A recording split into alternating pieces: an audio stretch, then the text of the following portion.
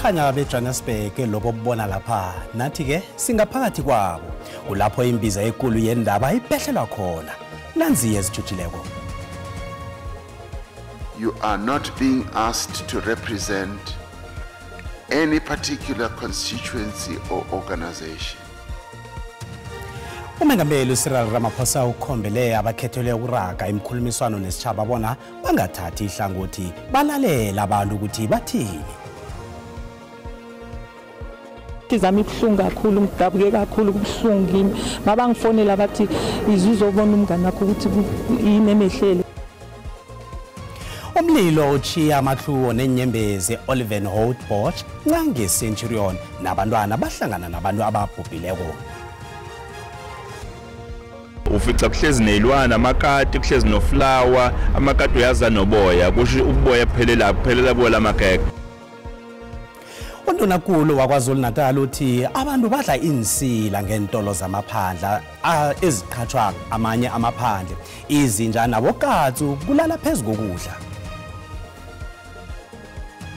We've played Tanzania before, but that comes out of the window, it means nothing. So we also know that they need to win. Isikhama sebanyana sizilungiselela umdlalo wazo nesiqhema seTanzania oyokudlalwa ebusuku njenge hour lethoba eMorocco ephaliswaneni leWAFCON. Kuhlena kunje ngiyakubona sele uzilinde kabehlo abuvuza namhlanje angeke sikuchaphele siziphethe ngokuphelela kwazo ngesindebele kweSABC1 akwande mzukulu.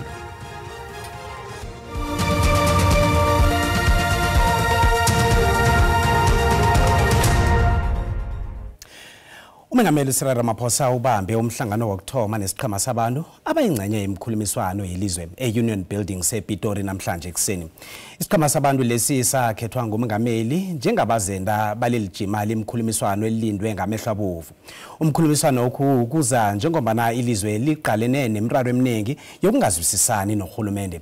Umengameli Ramaphosa uthi ukukhulumiswano lokho kuzokusiza ekuraruleni imraro yelizweli. Ngemva kweminyaka ema-31 iSouth Africa yafumana ichapuluko ilizweli lihlangabezana neentjhijilo eziningi zombuso ongazwisisi umphakathi owusebenzelako. Ngemva kobana umengameli amemezele ukubanjwa kwemkhulumiswano yelizwe inyanga epheleleko namhlanje bekubanjwa umhlangano wokuthoma nesiqhema sabazenda bemkhulumiswano ezokwenziwa.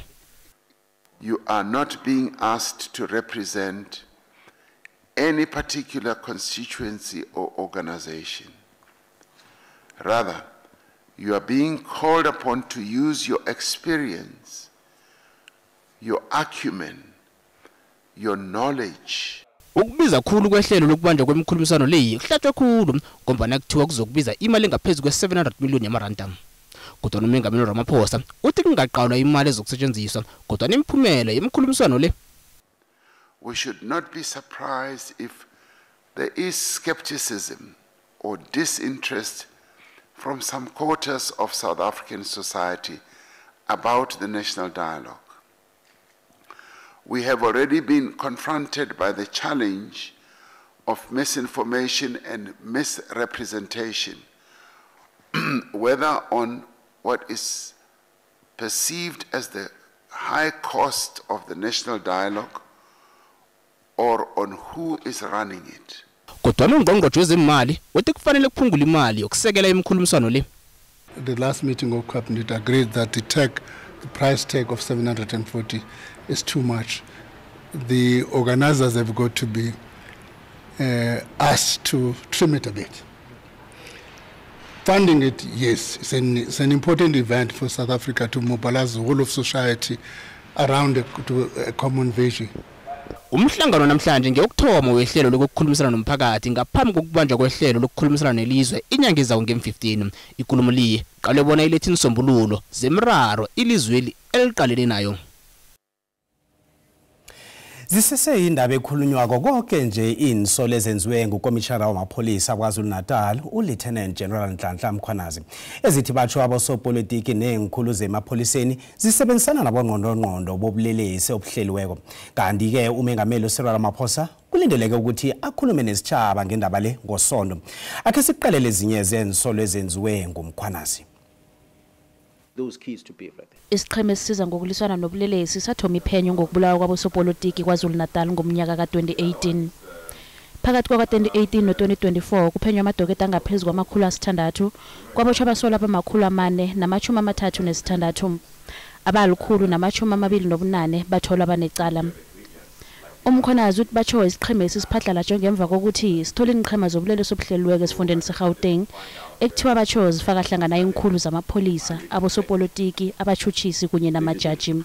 Umkhonazi usola ungqongqotshe usenzo omchunu ngokuphahlala kwesiqhema esimi. Umkhonazi uthi ngo-2024 wathola umlayezo ku-WhatsApp omalungana nendaba zangaphakathi esipholiseni ovela kusomabhizinisi weTlhagwini Jingalanga uBrown Mokgotsi kanti uthi batsho usebenzisana nomchunu. Mr. Brown Mokgotsi also sends a screenshot of a presentation that was made on the 30th of September 2024, a presentation that was titled 2024-2025 Division Crime Intelligence Policies. 2025 ukuvela ukuthi iphiko lamapholisa elizijamele kweliphenyako beliphenya umkhonazi ngenisolo zokwenza ukuphuma endleleni ngokubotshwa komsebenzi wezikweni lokuhlenga kwesimilo. Umphumela wephenyelo awaziwa bekubenje. Umkhonazi ungezelele ngokuthi batsho amarekhodi omtata aveza ukuthi uMokgotsi nguye othintanisa umchunu noVusimuzi Cat Matlala ekuthiwa batsho ngungqondo kwezobulelesi. uMatlala usejele uqalene namacala wokulinga ukubulala eJohannesburg. The evidence has been found in the cell phone of Mr. Vusimuzi, also known as Cat Matlala, which shows the communication between Mr. Brown Mokgotsi and the Minister of Police, Mr. Senzo Mchunu. Owaphika kophambili ukuthi uyamazi uMokgotsi ujikile wathi batsho uMokgotsi selicomrade nje. Uziphayile nensolo zokuthi khe wakhulumisana noMatlala namkha wathola ukuthileko ekuvela kuye. uMatlala wathumba ithenda ibiza i-360 million yamaranda ngo-2024 kodwana lajanyiswa ngomhayili umnyaka lo. Wabotshwa amalanga nakali-18 kumhayili nonyaka. On the 30th of May 2025, the Investigative Directorate Against Corruption, which is referred to as IDEC, requests the exhibits from the cell phone of Vusimuzi Cat Matlala from the Political Killings Task Team, and they download the content of the cell phone. Umkhonazi uthi lokhu kudosela ekutheni ngomhla ka-25 kumgongweni nonyaka kubotshwa umnqophisi wamahlelo nesikhulu sephiko lobulelesi bezobuhlakani uLieutenant General Dumisani Khumalo nabanye abasithandathu ngezwe ngobatsho yokuqatshwa kwabasebenzi kungakalandelwa ikambiso efaneleko. Kanti ekhasini lethu le-Facebook sibawe umbono wakho ngenkulumo kaMengameli elindwe ngabovu ngendaba kaMkhwanazi. Asizwe umbono wakho mbukeli nako uyalandela.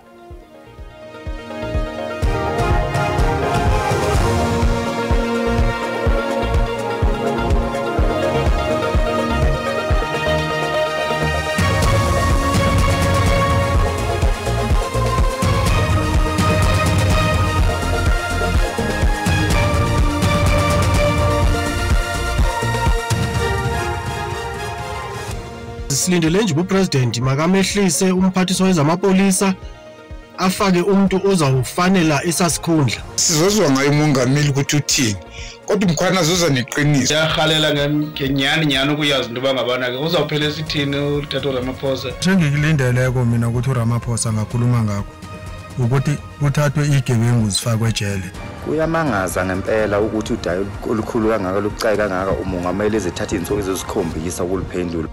Okubalekile lapha ukuthi athathele ungqongqoshe izinyathelo ngoba uma engakwenzi lokho even ANC iyofatabala iphela. Ukube umongameli akayibekanga ibe kude lenkulumo yakhe afuna usitshela yona ngoba kungashintsha noma ngabe yini. Kumele ibambe isashisa angapholisa maseko. Umbono ke umbukeli SABC ayizukuthwesa umlando wokuziphendulela ngombono umbukeli. Umlilo ochiye isililo esihabya kwemhlahlaneni ye-Oliven Roadboch eCenturion kubhubhe abantu abahlanu bamzimunye emlilweni ebowutsha obuhabhuhabhu hlangana nabo ungazimbi kunabantwana ababili nabantu abakhulu ababili nesihlobo sabo ekungumuntu osele akhulile ngokweminyaka yobudala. Kanti besizwe lihabako kweTshwane bathi basaphenya unobangela umlilo lo. Imphathimandla zeTshwane zisikimele phezulu ukusekela abasinde kilehlekelele. Unthabise Ngimanganye nguye yedwa usindileko njengelunga lomndeni lo. Kanti uselanga nabuyo. ukhumbula amalungu omndeni akhe aphelelekile bangamatluwo. Amalunga womphakathi aphume ngobunengi bawo ukuyokulilela umndeni wakwaManganye. Inengi labo lizwa ubuhlungu, bahlathulula nangendlela abagijime ngayo nabezwa isililo ukuyokulinga ukusiza umndeni. Kodwana nangaphezulu kwemizamo abayenzileko, ibhalile imizamo yokulinga ukusiza umndeni lo. Inhliziyo yami ibuhlungu kakhulu, ngidabuke kakhulu kubuhlungu. Mabangifonela bathi izizobona umngane wakho ukuthi inemehlelo. Serese kweleng go semme go gore go bile le mollo mo extension 25. And then initially nearly reports it's already gram on social media more or some of them normally recreate rasita maleba, but this time around unfortunately really recreate confirmation from a local community. Iziko lesize liGabake eTshwane lisebenza ngamandla ukufumana unobangela womlilo lo. Imeyara yedropa leTshwane imemezele ukuthi idropeli lisungula amahlelo wokusekela umndeni wakwaManganye. We must support them in getting their families back to the northwest. The first thing that we've done was to deploy our social workers for psychosocial support. Our EMS team is also going to continue to monitor the site. Kuqinisekiswa ukuthi amalunga womndeni abhubhileko ayongcwatshwa esifundeni seTlhagwini eJingalanga ngemva kokwenziwa kwamaphenya afaneleko. Kubotshwa amaphandla alithoba ngenekhethwa phango kungemthetho ejimini lokubhudula kwentolo empilo eSewula eTheku. Ijimeli belidoswa phambili isiqhema sezobuhloli esiqothele intolo nendawo ekubekwa kizo impahla eziqatsha amaphandle aselizweni elingokungemthetho. Amaphoyisa akasele kule ndawo ngenhloso yokushaqa labo abakuleli ngongemthetho. Kukholakala ukuthi umnikazi oleli bhizinisi ubalekile ebalekela amaphoyisa. Undunankulu oKwaZulu-Natal uMnumzane uThamsanqa Ntuli uthi osomabhizinisi abaqasha abakuleli ngokungemthetho bazoyikhotha imbenge yomile. Sikwazile ukuthi bathola abayishagalolunye nokusikhathaza kakhulu ukuthi nezimo zakhona ngaphakathi ifeme enkulu le ekhiqiza inqwaba yamakhekha agcwala isifundazwe nangaphandle kwesifundazwe mawubuka inani lomkhiqizo wabo. Kodwa ufica kuhlezi nezilwana amakati kuhlezi noflower amakati uyaza noboya kusho uboya kuphelela kuwo lamakhekha. Kusenjalo undunankulu waKwaZulu-Natal uthi ke isifundazwe siyameseka ukhomishana wamaphoyisa esifundazweni uLieutenant General Nhlanhla Mkhwanazi kulandela izinsolo azenzile ngesonto ezibhekiswe kungqongqoshe wamaphoyisa uMnumzane uSenzo Mchunu kanye nezinye izikhulu zamaphoyisa. We have full confidence over the police and even over his leadership in the province of KwaZulu-Natal and the braveness, in fact, to speak to the issues which seems to be, in fact, quite issues which seem not to be easy.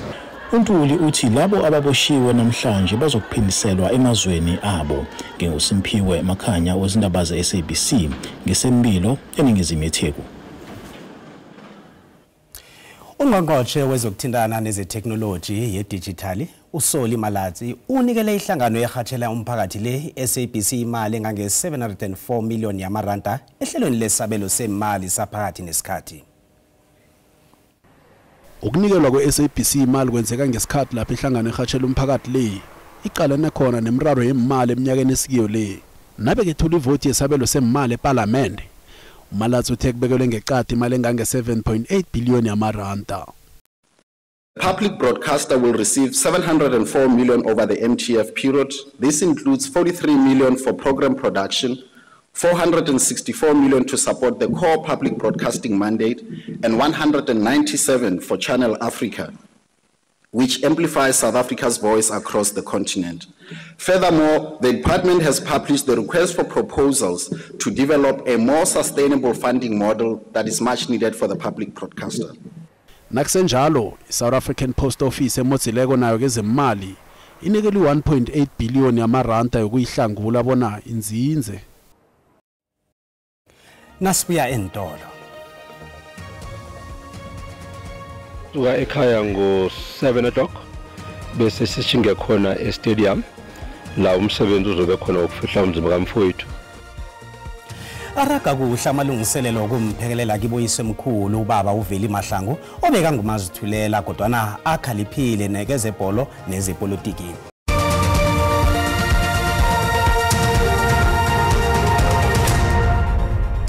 Sisaragane ndaba lapha kanti nazi kuphundileko uyazithola ku YouTube, SABC Plus, TikTok, X na ku Facebook. Asirage nazo. Asandimene efanele kwamalungiselelo wokumphekelele bezimini bekhabo bakososibuzi kusasa kwamhlanga eMpumalanga umakekere walokhu yakezokuphatha kezemidlalo uVeli Mahlangu. uMahlangu wayephethe zomnotho nezemali ngesikhathi sombuso wesabelo sakwaNdebele. Umlando wakhe unothe ngendlela yokuthi abantu solo nanje basakhuluma ngamagalelo wakhe emkhakheni ngokuhlukahlukana kwayo. Ubelilunga lalokhu yale komiti enkulu yeSAFA kanti wakhe waba mphathi wesiqhema sebholo iWitbank Black Aces. Isitshaba sehlelo life nzima kuduma emkhayeni wakwaMgwezani kwaSosibuzi. Inhloko solo zigebile emadodeni. Unomzana wekhaya obeka ngumazithulele uyokulala kokugcina kwakhe namhlanje. Njengoba nakusasa aphekelelwa endaweni yakhe yokulinda. uVeli Mahlangu wathoma angutitshere wemayitsha kwaNdebele ngo1977 wayozibandakanya emakomitini webholo nemabhizinisini. Umndeni wethula amalungiselelo wokumphekelela. Ngomgqibelo siyokusuka ekhaya ngo7 o'clock bese sishinge khona estadium la umsebenzi uzobe khona ukufihla umzimba kamfowethu. Sizokuthoma ngo8 siphume ngo12 o'clock bese sichinge khona emalebeni wakhona la kwaMhlanga. Ekonzweni yesikhumbuzo zonke inkhulumi zilibukile iGwezani emikhakheni ehlukahlukeneko. Sikhuluma ngalama feme aseKangala. Sikhuluma njengabantu abafana ubaba Mahlangu. Lapho badlale khona indima enkulu kakhulu. uBraveli was one of those that was persuasive ukuthi i2010 would be the most relevant one. Wasifundisa into eziningi, wasifundisa ne-leadership, wasifundisa isikhathi, wasifundisa yonke into ukuhlonipha yonke lento. uMahlangu bekasesenegalelo emabhizinisini, esondweni nebukhosini bakososibuzi. Wachiya imfundiso ebantwini abatsha. Kubaba uVeli Mahlangu sifunde ukuthi ukuleader is not about positions but organizing people. Sithokoza emndenini wakaMahlangu ekutheni i-African National Congress niyibole intwana yenu. Ngingumapande Ethombeni kwaMhlanga eMpumalanga.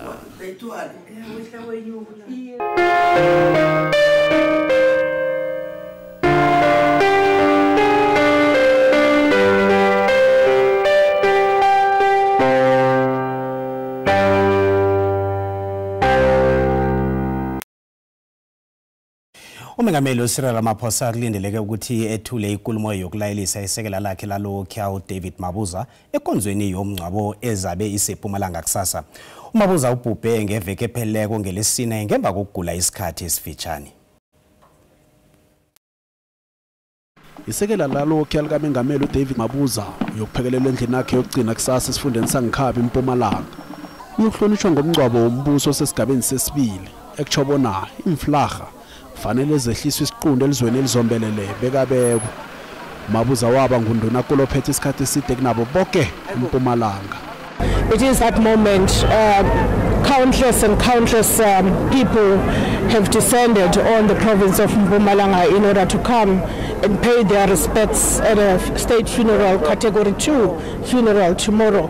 And so it is that moment where our members, our leaders in the province, joined by ourselves from different provinces as well as the ANC at the national level, are here to come and receive the son of the people of Mpumalanga and receive him with decency. Bekaziwa ngokatsu akhange kuphelele lapho kuye. Ngo2017 walima indima ebonakalako ku-ANC wachochozela ukuthi kube nebumbano ehlanganweni nakhe le ekhe abangengavinjwako ebese libonakala ingasesezindandwa zamaSouth Africa kangako ngenxa yokuba nengichenyana zangaphakathi ehlangana nokhunye. Mabuza wavela sekavela njengesekela likaMengameli wehlangano le econference nayo ehlandla lama-54 kodwa kwaba into yesikhatshana leyo ngombana wabamba lapha itheminye njengesekela likaMengameli welizwe newe-ANC. uMabuza uyokuphekelela ekhaya lakhe lokugcina eplasini lakhe eBhabtini eMpumalanga kusasa. Kanikeze imali ranta lehlile nalinganiswa nezinye imali ezinkulu.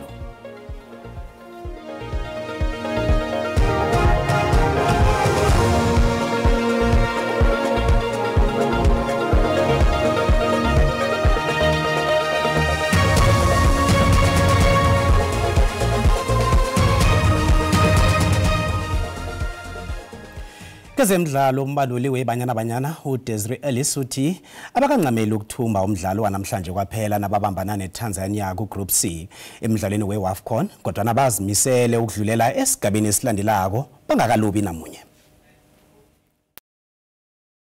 Umbanduli weBanyana Banyana uDesiree Ellis uthi kuzokufanele barorobhe khudlwana namhlanje ngombana iqinile iTanzania nanyana ibethiwe emidlalweni wayo wokthoma nabeyibambene nemali. We want to get a win. It would cement our place in the second round, and then the last group game would obviously determine who goes top. But I've seen the matches over the last couple of days. There's no easy game, and we've played Tanzania before, but that game's out of the window. It means nothing. Umdlali wemuva weBanyana uLebu Ramlepe uthi kufanele bahuluphelele ukubetha amagondelo. That's our strength as a team. Moving into small pockets, keeping the ball that long, making sure we tire our opponents, and making sure that when we get in the final third, we create those chances and maybe capitalize on them. Iinqhemezi zokubambana ngaphasi kwamalerhe ukuthoma nge-hour lethoba ebusuku nje. Kanti kuyokuthoma ngeweGhana neMali nge-hour lesithandathu khona nje.